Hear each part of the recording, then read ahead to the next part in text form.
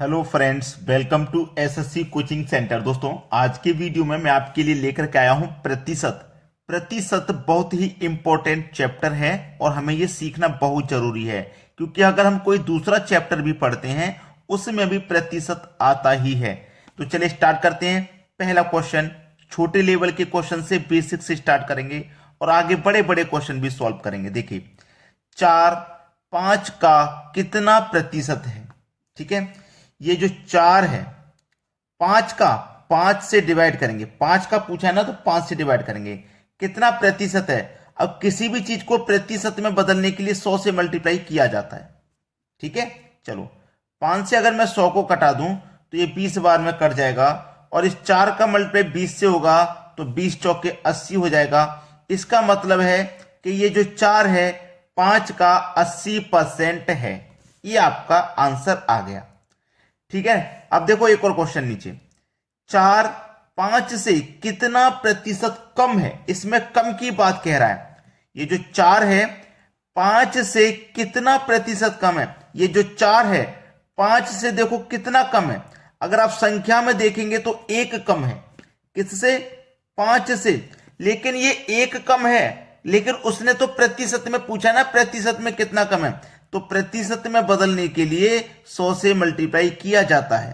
तो 5 से अगर इस 100 को मैं कटा दूंगा तो 20 बार में कटेगा, और 1 का मतलब 20 से हो जाएगा तो 20 ही रहेगा, मतलब 20% कम है।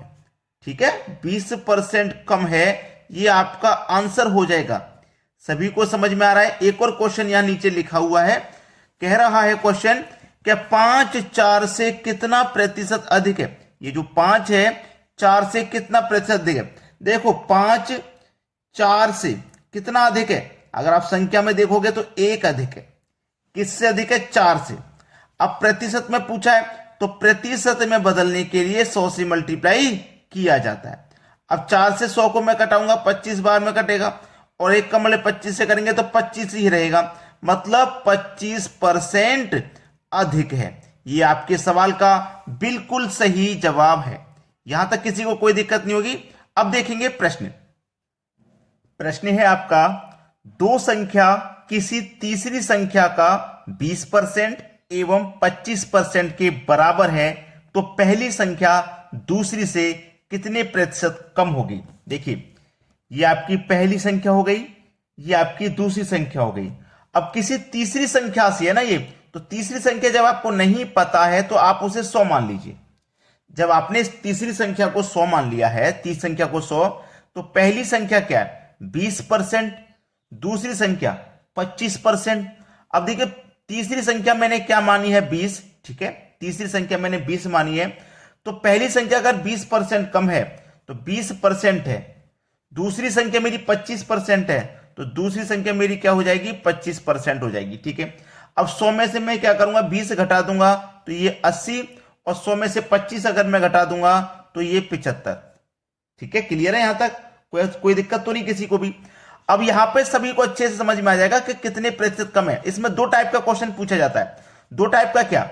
एक तो उसने बोला है कि 20% 25% के बराबर है, तो प्रतिशत में पूछ रहा है। एक होगा प्रतिशत में दिया जाएगा और बराबर पूछा जाएगा। दोनों में क्या डिफरेंस आएगा वो मैं आपको बता दूंगा। ठीक है, चलिए, पहली संख्या मेरी कितनी? 20, दूसरी संख्या मेरी 25। अब देखो, पहली संख्या दूसरी से कितने कम है? पहली संख्या दूसरी से देखो कितना कम है? 5 कम है। ठीक है, किससे? दूसरी संख्या से, यानी कि किससे कम है? 25 से कम है। और प्रतिशत में पूछ रहा है, तो प्रतिशत में बदलने के लिए 100 से मल्टीप्लाई किया जाता है। तो 25 से 100 कट जाएगा 4 बार में, 4 का मतलब 5 से कर दो। इसका मतलब है कि 20% कम है। यह आपके सवाल का बिल्कुल सही आंसर आ जाएगा। अब देखते हैं अगला प्रश्न। अगला प्रश्न है, दो संख्या किसी तीसरी संख्या का 20% एवं 25% के बराबर है, तो पहली संख्या दूसरी के कितने प्रतिशत के बराबर हो? देखिए, अब यहां पे ये जो प्रश्न है, मैंने अभी इससे पहले वाला जो क्वेश्चन है वो पूछ रहा था कि यहां पे बराबर और यहां पे प्रतिशत के बराबर, दोनों जगह प्रतिशत के बराबर पूछ रहा है। मैंने पहले बोला था कि जब बराबर पूछा जाएगा तो उसमें थोड़ा सा डिफरेंस होगा। अब देखो, ये पहली संख्या, ये रही आपकी दूसरी संख्या। तीसरी संख्या हमें नहीं पता है तो हम उसे क्या करेंगे? 100 मान लेंगे। 20% है तो पहली संख्या 20 हो जाएगी, ये 25% है तो दूसरी संख्या 25 हो जाएगी।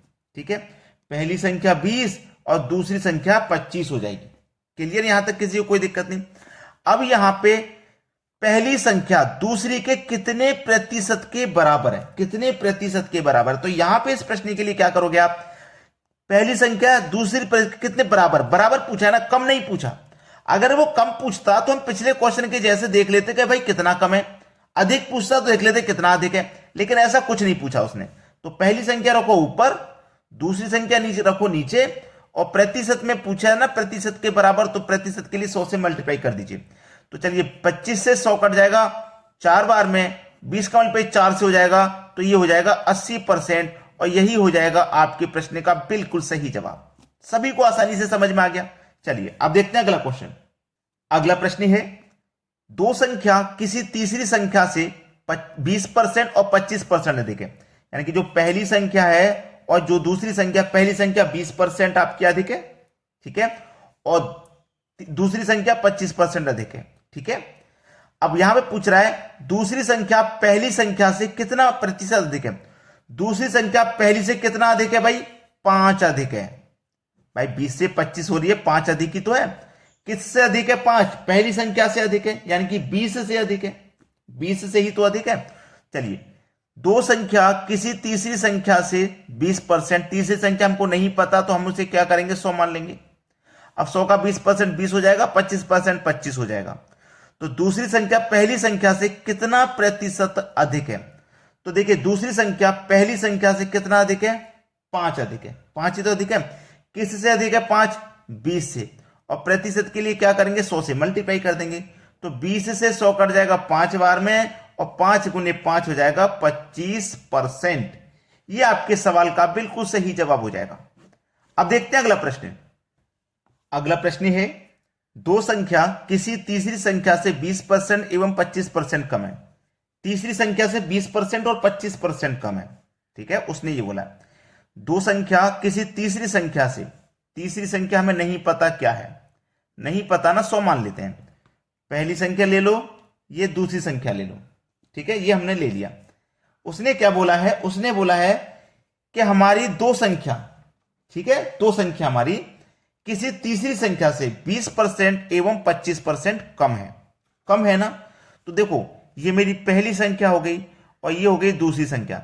जो पहली संख्या 20% कम है, अब 100 का 20% कम हो जाएगा तो कितना बचेगा भाई, 80, और 25% कम हो जाएगा तो 75 बचेगा। इसका मतलब मेरी पहली संख्या 80 हो जाएगी और दूसरी संख्या 75 हो जाएगी। अब उसने क्या बोला है, पहली संख्या दूसरी संख्या से कितना प्रतिशत अधिक है। पहली संख्या दूसरी संख्या से देखो कितना अधिक है, 5 अधिक है ना। पहली संख्या दूसरी से 5 अधिक ही तो है। किससे अधिक है भैया, 5, 75 से अधिक है। और ये प्रतिशत में पूछा जा रहा है, तो प्रतिशत के लिए आप 100 से मल्टीप्लाई करोगे।